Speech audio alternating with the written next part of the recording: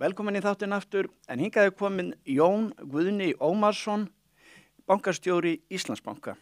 Heldur betur búið að ganga á í bankanum síðustu daga, það er heitt úti í veðrinu og það er heldur betur hiti á markaðnum, útboð ríkisins á sínum hlut 45,2%, langt umfram væntingar. Hvað segirðu, hvernig kemur þetta fyrir sjónir? Erum við bara gríðarlega vel, við erum náttúrulega ákala ánægð með áhugann og bara stolt og auðmjúk fyrir bara séu svona margir og sérstaklega almenningur sem hafa komið svona sterkt inn. Áttirðu von á þessu? Eða? Alls ekki, við okkar björtustu von svona flesti byggust við kannski 5 til 10 milljörðum frá almenningi. Já. Og okkar svona björtustu vonir voru kannski 15 milljarðar. Já, en hvað fóru því? Það fóru í tæpa 90. Frá almenningi? Já. Þannig það lítið eftir fyrir hinna? Já, það er heldur lítið. Það er svona vissuleyti má segja kannski pínu vonbrigði. Við vorum búin að eiga gríðarlegum tími að tala við fjárfesta, bæði innanlands og erlendis. Já. Og svona reyna að fá nýja erlenda fjárfesta inn á íslenska markaðinn. Einmitt. En við vonum að þeir fjárfestar komi núna bara í svona eftirmarkaðinn og kaupi þar. Þá er mig komið að því eftirmarkaðurinn. Hvernig heldur hann þróist? Nú verður þannig að það þarf eitthvað fjárfesti í bankan. Alla eru þetta lífeyrissjóðir eða hvað? Já, stærstu hluta á bankans í dag eru sem lífeyrissjóðir, nokkrir, og svo er einn erlendur sem heitir Capital Group sem er risastórt sjóðstýringafyrirtæki. Er tildulega passífur, við erum alltaf þetta stórt fyrirtæki að við erum mjög lítill hluti í þeirra safni. Já, ok. Það er kannski ekki að skipta sér mikið að rekstrinum. Nei. En það er svona var nú eitt sem við sáum svona byggust við var að fá eitthvað svona stóra fjárfesti sem hefði svona meiri skoðanir mögulega. Já. Þannig að það er allavega ekki enn búið að gerast en það getur alveg gerst. Það er eitthvað sem að fer til fagfjárfesta. Já. Og svo náttúrulega geta einhverju fjárfesta líka keypt á eftirmarkaði núna. Ég held það, þú maður settir Búnaðarbanka dæminu kennitölunni þegar ég held að Kaupþing náður sér stöðu þar. Það er segja þegar að það var svona almennt útboð í Búnaðarbankanum á sínum tíma. Það var það sérstætt og almenningu fekk þá að fara inn og þá hófst mikið kennitölustríð held ég ef ég man þetta svona cirka rétt sem ég held ég muni. Og það er ekkert ólíklegt, Jón, sko, það geti alveg gerst núna að það yrði einhver sem hefði áhuga að fara að kaupa og safna frá einstaklingu sem hafa verið að kaupa núna. Já, við vonum bara að það náttúrulega einhverju sem vilja selja og þá þurfa einhverju að kaupa. Þannig að við gerum ráð fyrir að vera mikil velta og bara stemning á markaðnum. Já, 90 milljarðar býtu hvaðan koma þessi peningar, sko? Almenningur, ég er með blað sem heitir fjármál og ávöxtun sem ég gef út á hverju ári og þar kemur ljós að það eru 1400 milljarðar sem almenningur hefur átt inn í lánum og svo 800-900 milljarðar sko í verðbréfum. Er fólk, sjáu þetta núna, er fólk að taka losum peninga á reikningum til þess að fara yfir í verðbréfum? Já, það er fyrsta lagi einhverjir og svo er einhverjir að losa á sjóðum líka, til skammtíma sjóðum og nýta í þetta. Þannig að þetta er á 90 milljarðar sem að flæða út úr kerfinu og inn til ríkisins. Þetta er töluverð hreyfing. Það finnst mér. En hins vegar má segja það að almenningur er svona, má segja, lausafjárstaða almennings er mjög góð þessa stundina. Ég sá til svo síðast árið 20% vöxt í innlánum hjá okkur, hjá almenningi. Já, almenningi? Já, þannig að það er eitthvað þarna sem fólk Var það verðtryggða reikninga? Nei. Þeir eru nefnilega bundnir í smá tíma. Já, það er mjög stuttur tími. Það er núna að fara 30 dagar. Já, mögulega, ég heldur síðan það er svona minnsta binding. Já, það er þessi minnsta sem þetta er þegar Ásgeir Jónsson breytti þessu, eða Seðlabankinn, sko. Já, það er nú langstærsti hlutin í óverðtryggðum innlánum. Já, en það er sem sagt, þetta er í rauninni fólk er bara að fara úr með fyrir sitt núna inn í þetta. Þetta getur náttúrulega slegið þessu á verðbólguna, þú ert þá ekki að eyða þessu, brandar eins og tenni, þú ert ekki að eyða þessu þá þar heldur. Nei, það er eitthvað í svona langtíma sparnað. Hvað svona ef að maður fer aðeins ofan í þetta, sko, nú er gengið sem ég er komið upp í 119, ef ég sé þetta rétt hérna, 117 á vísu núna. Hvernig, sko, maður spyrja þig, á meðan á þessu stóð að þá var gengið áfram í 112, 113 og 114, jafnvel í 115 í gær. Sko, þá veltir maður því fyrir sér á sama tíma allir að kaupa 107. Hver er að kaupa 115? Já, það er bara mjög góð spurning. Við höfum velt þessu fyrir okkur. Já, það er alltaf það sem var, sko, þetta fór mjög hratt og vel af stað. Strax á þriðjudaginn, á fyrsta degi, þá lókdags að þá tilkynntu sölu aðilar að það væri búið að fá eftirspurn eftir öllu því sem var til sölu. Þessum 20%. Já, þessum sem eru 40 milljarðar. Og þannig að þetta fór vel að stað og það svona byggir undir meiri áhuga og þar strax þá það væntanlega einhverjir fjárfestir sem eru að lesa það þannig að það verði ekki mikil úthlutun, almenningur tæki mest að þessu og fagfjárfestar fá ekki mikið og það sé þá bara ágætt að kaupa á genginu 115 eða hvað sem það var á þeim tíma. Þannig að það Já, og það sem sagt, þeir telja þá að væntanlega að fara upp fyrir 115. Já, væntanlega. Sem það voru, sem raunin svo í... Allan akkurat núna. Að þetta náttúrulega gengi í Íslandsbanka yfir svo sem rokkað. Ég meina það var 90 krónur á síðast ári, þó nokkra mánuði og svo var það nú bara núna í apríl, eða í mars-apríl þá fór það upp í 130 og fór niður í 107 og allt þetta. Þannig að sko, hlutabréfjón eru þetta áhættufjárfesting í eðli sínu. Klálega og þetta svo sem bara í takt við markaðurinn í heilsinni hefur verið að fara upp og niður mikið. Var fyrra var til dæmis þungi markaðir, hátt vaxtastig, það hjálpar ekki hlutabréfunum. En svo þegar vaxtalækkunina byrjuði síðasta haust, þá tók hann vel við sér markaðurinn. Og við áttum reynda að vona að hann yrði mjög sterkur í ár. Vegna þess að kannski ætti verðtryggingin og verðbólgan segir, hún væri náttúrulega við höfum haldið að stýrivexti færi jafnvel hraða niður. Já, það var spáin. Þannig að það kannski eitt af því sem að markaðurinn verið tildulega veikur núna þessum ári. Það kannski meir út frá þessum alþjóðlegu hræringum, tollastríð og annað slíkt. Og líka það að verðbólgan aðeins, kannski hefur í lengst aðeins meira heldur en við byggumst við. Já. Segðu mér annað, heldur þú að nýjir hluthafar komið með einhverja nýja stefnu? Þú veist náttúrulega svo sem ekki hverjir nýjir hlutafar verða sem verða ráðandi en breytingar á bankanum við þetta? Fyrsta lagi eftir að sjá bara hverju nýju hlutafarnir eru, hvort það sé bara í mjög mikil dreifingu hjá almenningi eða hvort það komi einhverjir hérna inn sem með stærri hlut og þá hverjir, það eftir að koma í ljós. En ég held að alltaf með svona miklu breyting, þá verður náttúrulega einhver áherslu breyting, það kom einhverja nýja skoðanir og tækifæri í kringu það. Þannig að við erum mjög öfluga stjórn og það náttúrulega eitthvað sem við vitum ekki hvort það verður einhverja breytinga þar á, hvort það nýjir hluthafar hafi einhverja skoðan þar. Það kemur bara ljós og það allavega með að sé svona dreift eignarhald, þá finnst mér það kannski ólíklegra. En aftur, það kemur ljós. Þetta eitt nefnilega svolítið gott hjá þér, skemmtileg pæling.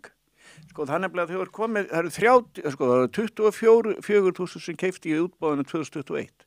Mér sýndist, ég sjáð fréttum það að vera 31.000 einstaklingar. Já, eitthvað fleist, 31.000. Já, 31.000 sem hefðu keift. Og ef þú ætlar að halda, ef allir þeir mæta núna á hluthafafund, hvað ætlar að halda hann? Er það Laugardalshöllin eða Kórinn í Kópavogi? Já, það spurning.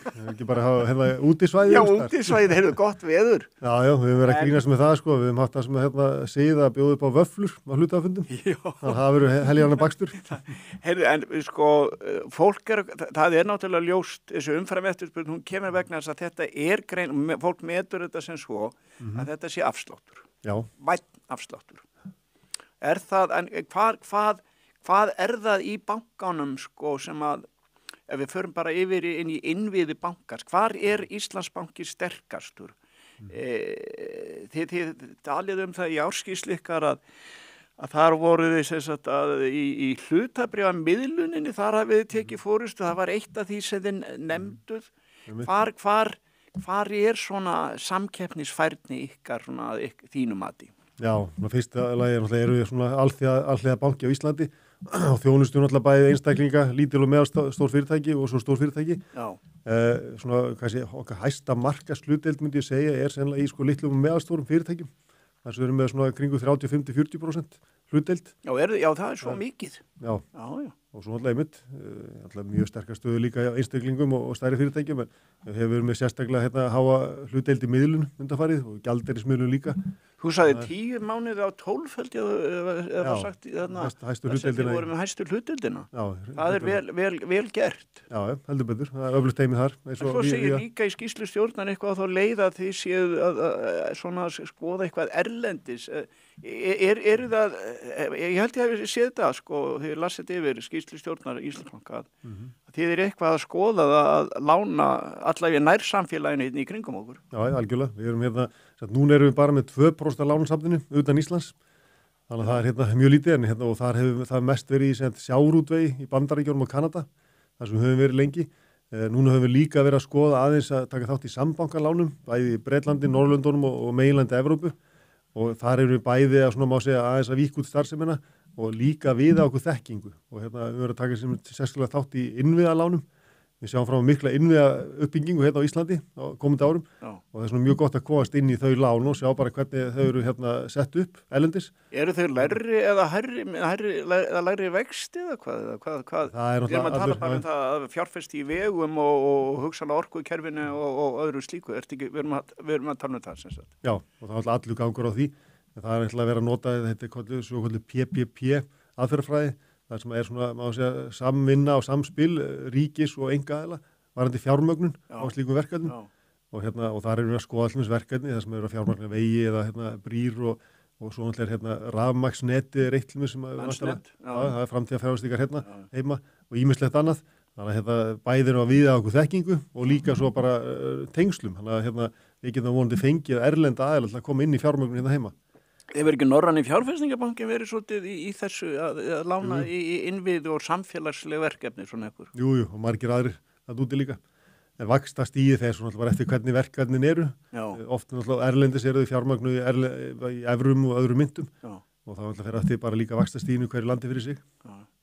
Heyrðu, þú sagðir það þegar Arion sendi ykkur bréf, þá sá ég viðtal við þig. Ég held að þú var bara verið staddur í Kringlunni, ég veit ekki hvar þú var staddur. Þá orðar þetta eitthvað þannig að hann var búið að eyðileggja þessa helgi fyrir mér. Jón, ég held að það er orðað eitthvað eins og þess. Núna, stjórnin, hún hafnaði þessum samningaviðræðum með Arion banka. Það hefði líka getað tekið 2 ár kannski bara hjá Samkeppniseftirliti. En gætu við séð það fyrir okkur núna að Arion banki færi núna svolítið að herja á einstaklinga, að kaupa af einstaklingum bréf eða hvað og myndir reyna að eignast þannig hluti í Íslandsbanka? Já, það er svona ekki þetta útilega leitt í því en það er reynda sko að eiga bréf í öðrum banka er mjög þungt svona út frá eiginfjárbyrði hjá bönkum. Já, auðvitað. Það er allavega eitthvað sem þetta skoða mjög vel. En þetta var reynda fyrir utan útibúð eitthvað í Smáralind. Já, var þetta ekki þar? Já, í Smáralindinni. Já, það var bara að vísa í það. Þetta kom okkur óvart. Já. Kom upp á Valentínusar degi sem við fengum þetta skemmtilega bréf. og það var eins og mjög skemmtilegt að fara og skoða þetta bara mjög grundigt. Já. Við höfum ofta hugsað þetta á síðustu árum hvort þetta væri tækifæri. Já, það er náttúrulega það er tækifæri verðandi erlenda lánsfjármögnun gegn eigið fé. Algjörlega, það eru klálega kostir í svona samruna. Já. Og svo þurfti að vega það upp á mótið á líkonum bara þetta myndi ná fram að ganga. Þetta er leyft nokkuð tíma, ég held ekki. Ég held að Samkeppniseftirlitið sé frekar íhaldssamt í þessu máli. Já, það var mat okkar að það væri ólíklegt, þetta gengi í gegn. Já. Heyrðu, en þá svona annað er Hvað ef við förum svona með vaxta möguleikana, það er ég hef séð að þið eru eitthvað að daðra við vís, sko, það er náttúrulega skagi sem á vís og allt það. Ég sé að þú ert að mynda þig, það er myndað þér þar sem og þú ert að bjóða að tala um þetta. Má ég spyrja þig sko beint út, er þetta þannig að Íslandsbanki og vís, hver er kosturum við þetta samkomulag? Já, þannig að við erum svona búin að gera meira en daðra, við erum bara konið mjög gott samstarf við vís.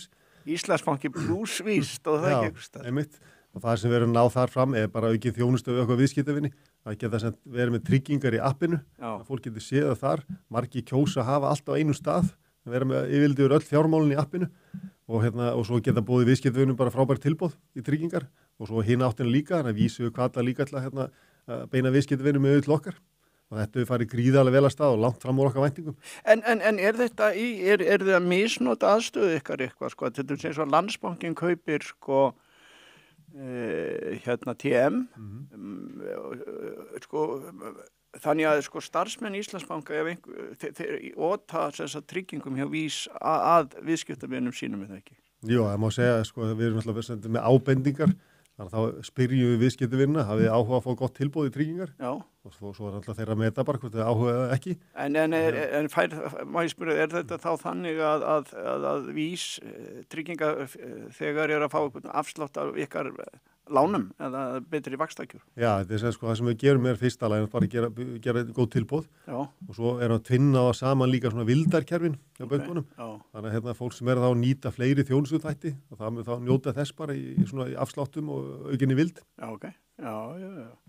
En þetta fer mjög vel að stað bara þetta kerfi, eða hvað? Já, og langt fram á okkur væntingum. Þannig að við höfum mjög metnaðfullt pröfun, við skrifum til samningi í lok janúar og ætlum að fara í loftið í byrjun maí. Það stóðst bara upp á dag. Þannig og þetta hefur gengið mjög vel hingað til.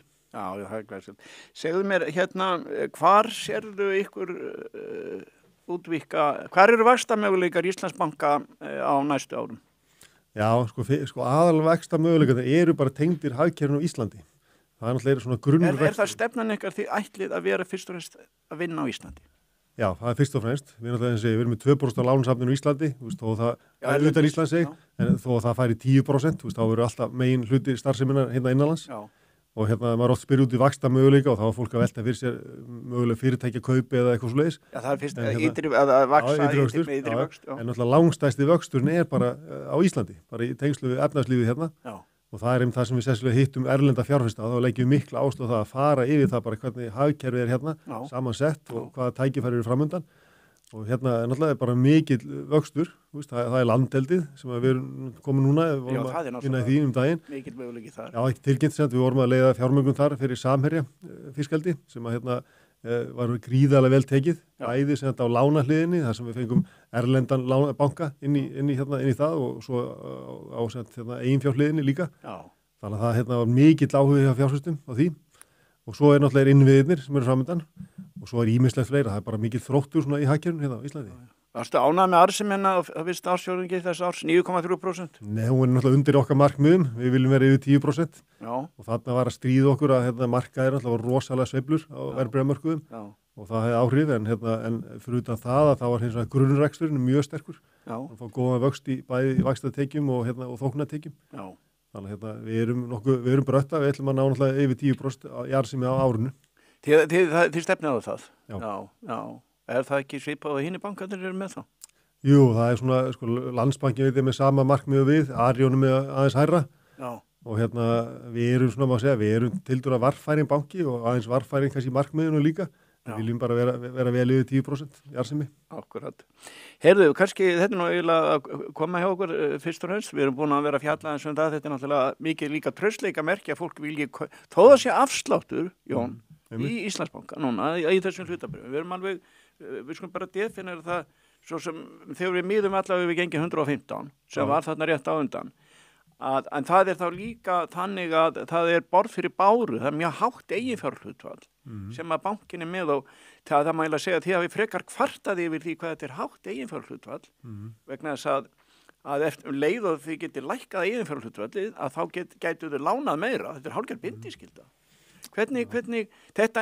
Hvernig meturðu, fólki er ekki bara að kaupa út á afslættunum, það lítur að sjá eitthvað í bankanum. Já. Við erum þetta svona í þessu háa eifi, við sjáum þetta svona meira sem tækifæri, annars er það til vaxtar eða þá að skila einhverju af þessu til hluthafa. Þú talar 39 milljarða eða eitthvað svona? Já, 37 milljarðar. 37, það er ykkur þar. Og það, við erum búin að taka frá núna rúma 15 milljarða til þess að fara í endurkaup. Þannig að við munum alltaf fara í það núna síðara árinu. Endurkaup þá meinaru? Á eigin bréfum. Ja, því að það verið að kaupa eigin bréf, þess vegna fór nú hlutur ríkisins úr 42,5 upp í 45,2. Algjörlega. Og við gerum að halda því eitthvað áfram. Og svo náttúrulega sjáum við líka á tækifæri til vaxtar. Þannig að þetta er svo kallar luxusvandamál, við erum með umfram eigifé. Já, en það er dýrt að vera með umfram eigifé sem er ekki í vinnu. Já, algjörlega. Og þess vegna er planið að við kallum þetta besta efnaðarsýningin hjá okkur. Besta samsetningu eiginfjár. Og það er eitthvað sem við ætlum að gera sem mest á þessu ári. En þetta er reynda það stór tala að það mun mögulega taka eitthvað inn á næsta ár að klára það. Já, en þegar þú segir að kaupa eigin bréf, þá náttúrulega lítur bankin svo á eins og víða er náttúrulega samkvæmt hagfræðikenningunum að hvert fyrirtæki við mest að trúa sjálfur sér. Sko. Já, að hvar er ég að fjárfesta? Það er þá í eigin rekstri vantana. En fer þá bankin, þeir eru viðskipta vakið, það ekki með eitthvað eigin bréf. Nei, það er bannað í dag. Það er bannað í dag? Já, þannig að þá er það Landsbankin og Kvika sem eru eða Arjón. Það er svona aðeins mismöndi eftir 10 tíma hver er, en það er, við náttúrulega erum að horfa til þess að í endurkaupunum og þá erum við 2 aðferðir aðalega í því. Já. Það er annars vegar að fá einhvern aðal markaðsaðila til að kaupa bréf fyrir okkar hönd. Já. Og þá var það gert bara jafnt og þétt á markanum. Já. En svo höfum við líka farið í endurkaup, svo kvölduð í íslenskuna, það er alveg svona tilboðsfyrirkomulag. Þar sem við bara bjóðumst til að kaupa 3 milljarða eitthvað svoleiðis og þá getur bara allir hluta af eigin bréfum og þá getur allir bóðið bara já, bara allir hluta sem áhuga og það eitthvað sem við getum líka beitt áfram. Já. Nei, þetta náttúrulega ekki nokkuð vafa því að svona, en ef þú horfir á til 2 næstu ára, ertu bara ekki nokkuð bjartsýn, það þarf bara eiginlega heimskreppur það ekki svona til þess að einhvern veginn að íslenska hagkerfið svona verði fyrir skakkaföllum, getum við ekki sagt það eiginlega? Jú, algjörlega, útlitið gott, það náttúrulega lítið atvinnuleysi, það tölur tækifæri til vaxtar, þessum geirum sem við nefnduð áðan og mörgum. En nú samt sem áður, Jón, að hagvöxtur hefur ekkert verið, hann rauninni búin að vera eiginlega í kringu 0 á Íslandi síðasta ár. Já, svona allra síðasta, hann tók rosalega eftir COVID, hann tók hann rosalega kipp á COVID og svo hefur náttúrulega vaxtast í, þannig að Seðlabankinn að reyna að kæla hagkerfið með því og hefur gengið bara nokkuð vel með það og vonandi geta að fara að lækka vexti núna meira. Til þess að við getum ekki endalaust verið með 0% hagvöxt. Nei, algjörlega. Eða 1% eða hvað það er. Já, en það okkar aðalhagfræðingur að spá að hann verið svona milli 2 og 3% á næsta árum. Já, að við séum að horfa á 23% hagvöxt á næstu árum. Já. Þannig að það bara mjög gott út. Hvað með starfsmenn Íslandsbanka og bara í bankageironum? Hvað eru margir eftir vinna í íslenskum bönkum í dag? Er það 2000 manns eða hvað? Já, það er nú eitthvað meira, jú, alltaf ekki nær 3000. Þetta var bara fyrir 10-15 áru var þetta, já, ef við fyrir til 2005 þá held ég að þetta hafi bara verið 6000 manns. Já, þetta búin á ótrúlegri hagræðingu á síðustu 10-15 árum. Hvernig hafið þið gert það? Já, bara hjá okkur, þetta búið að fækka sirka helming starfsmönnum og það náttúrulega bara með mikil. Frá því hvenær þá? Frá því við tókum þetta saman frá 2011 fyrir saman Spyr. Ok. Þannig að það var 14 árum, það var svona cirka helmingast. Og það náttúrulega með mikill fjárfestingu í bara tölvukerfum og innviðum. Núna allir er 4 starfsmanna sem vinnum við hugbúnaðargerð. Þannig að þetta svona verða eiginlega blanda tæknifyrirtæki og banka. Og það ég held að svo þróun muni örugglega halda áfram. Já. Þannig að framtíðin björt. Já, við erum bara mjög spennt og það er svo gaman að hitta í þessu ferli, hitta allir erlenda fjárfesta, það er svo gaman að tala um Ísland og það maður finnur fólk hefur svo mikið áhuga á Íslandi og sérstaklega í þessu umróti sem núna í heiminum, þá er Ísland svona þægilegt og spennandi land og svo er efnahagsstaða Íslands alveg gríðarlega sterk sem við erum dálítið mikið að draga fram, gafast erlendu fjárfestum. Íslendingar eiga til dæmis eignir erlendis langt umfram það sem útlendingar eiga hérna heima. Þannig að Ísland er orðið nettó lánveitandi til umheimsins að stærðargráðunni er svona 1700 milljarðar. Þannig að efnahagsleg styrkur Íslands er orðin gríðarlega sterkur fyrir utan það náttúrulega Seðlabankinn með sterkan varaforða og fleira og svo er bara tiltölulega lítil skuldsetning á Íslandi. Þannig að allt þetta svona og demografían, við erum tiltölulega ung þjóð með margar Evrópuþjóðir og með náttúrulega náttúruauðlindir og fleira. Þannig að útlitið við getum bara verið nokkuð björt með það. Græna Ísland? Já, heldur betur. Það er ekki lofslagsvá þanniglega, við erum græn þjóð. Já, algjörlega. Þú segir, hvað sagðir, 25% af ykkur starfsmennum eru tæknimenntaðir. Já. Þá vil ég venda á eitt sem að Arnar vinur minn og er tæknimeistari hérna hjá okkur. Já. Hann nefndi við mig. Það er það að þú ert verkfræðingur. Jú. Vélaverkfræðingur. Já. Og hann er nefnilega verkfræðingur líka. Já, ok. Já, og það er svolítið merkilegt að tíð bankarstjórarnir, ég held að þessi allir verkfræðingar. Já, það er svolítið merkilegt. Það er aðeins breyting frá því hvernig þetta var áður. Svo kemur þetta nú í einhverju sveiflum, held ég. Sko Lilja er verkfræðingur. Já. Benedikt líka og er ekki Ármann, er hann verkfræðingur eða er hann sagfræðingur? Já, ég held að það sé með einhverju blöndu. Já. En ég hitt einmitt þetta gamlan háskólakennarum daginn sem fannst þetta mjög gaman að hafa kent okkur öllum þremur. Já, er það ekki? Jú, og fannst það mjög skemmtilegt. Hann hefur sagt, þetta er allt mér að þakka. Já, nei, það var hóvar maður, hann fór nú ekki alveg svo langt, en var mjög ánægð með þetta.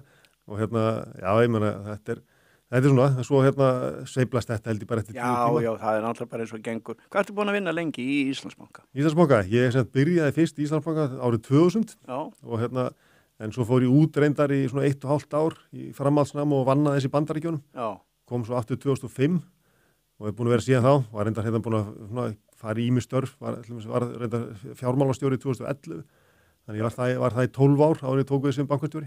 Fjármálastjóri Íslandsbanka? Já. Heyrðu, en það er þetta er hátíð á föstudegi eftir glæsilegt útboð, 2-föld eftirspurn, almenningur kom með 90 milljarða, kláraði bara dæmið, lítið eftir, heyrðu, og þú ert að fara bara við svona ljúka á þeim nótum. Þú ert að fara í mikla fjallgöngu á morgun. Já, eiginlega í nótt. Ég er að fara núna bara að keyra út úr bænum og eftir og að fara Hrútfjallstinda sem í Vatnajökli og er að fara þar í ferðafélaginu. Já. Og ég held að útlitið fyrir rosalega gott veður á morgun og til þess að reyna að labba á jökulinn, þannig að sé ekki orðið ómikið bráð, að þá verður lagt að stað klukkan 2 í nótt. Lagt að stað klukkan, þú ekur sér þetta austur þá hvað hvar fyrir ég því? Við gistum rétt hjá Sýnafellsjökli og reynum að fara að leggja okkur kannski 9 í kvöld og ná nokkra tíma svefni. Nokkrum klukkutímum áður og leggja það brætt. Já, sjáum hvernig það gengur. Og hvað er þetta hátt þá? Þetta það er góð spurning. Þetta er náttúrulega aðeins lægri heldur en Hvannadalshnjúkur. Þannig að ekstar held ég rúmlega 2000 metra en ég ætti nú að vita það. En þetta er við svona 14 til 16 tíma ganga. Já, þannig þetta er svona dregrun. Já, það er gott aðeins að hvíla heilan eftir alla fjárfesta vinnuna í vikunni. Þú náttúrulega búin að vera á kafið, bara allan sólarhringinn nánast undanfarið þetta ekki? Jú, já, ég segi það kannski ekki alveg, en út af við erum búin að vinna svo miklu undirbúsvinni á síðustu mánuði, þannig að jú, mikið að fundum í vikun, en hins vegar mikið að fjárfestum sem við vorum búin að tala við áður og þurfti ekki að hitta okkur aftur, en það gengi bara mjög vel, en hins vegar er maður bara búin að vera með huga við þetta náttúrulega vakandi og sofandi. Heyrðu, hvað ert í formi? Verður þetta léttverk? Nei, ég held að það verður nú ekki léttverk, en ég held ég komist nú alveg upp og niður. Já. En jú, í ágætis formi, en þetta og svo ég bara í góðurum vina hóp og svona í þessu veðri, þá held ég þetta verður bara skemmtilegt. Já, ég held betur og þetta verður náttúrulega bara eins og labba inn í örbylgjuofni örugglega, ef heiðskýrt þarna og jökullin og allt endurvarpið, þannig að endurvarpið, hugsaður. Já, þetta verður skemmtilegt. Þetta er græsett. Heyrðu, Jón Guðni Ómarsson, bankastjóri Íslandsbanka, frábært að fá þig í þáttinn og tala við þig. Bara kæra þakki fyrir komuna. Takk kærlega fyrir boðið, takk fyrir mig. Já, takk.